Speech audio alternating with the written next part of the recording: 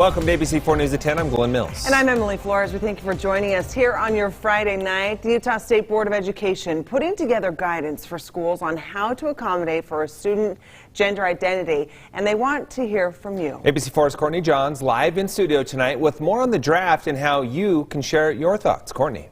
Yeah, Glenn, so this is a look at the survey that you can find online. It asks you what you think about the draft as a whole and then what you think about for each segment. The survey's only been up for about 24 hours and a ton of people are already logging on.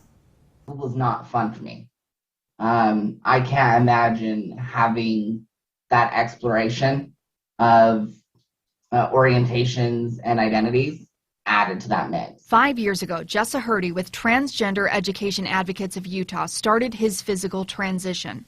He says he wasn't sure what to expect when he heard about the state putting together gender identity guidance for schools. I was pleasantly surprised. The 10-page document covers things like bathrooms, dress codes, and extracurricular activities. Much of the guidance suggesting the schools should make accommodations based on the student's consistently asserted gender identity.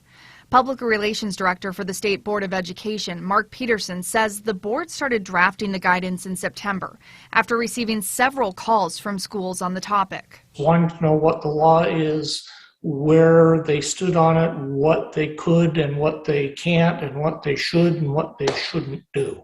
Along with the draft is a survey people can fill out, sharing their thoughts on the plan.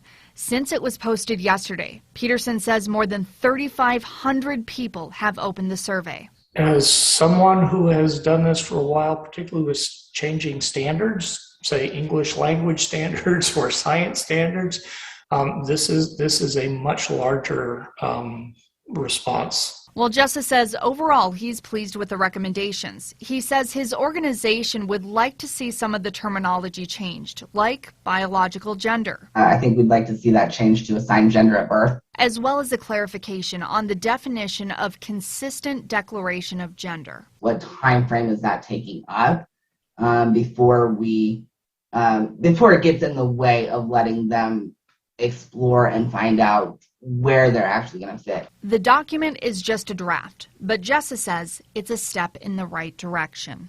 They seem little, but they really are big. They go a long way for these children.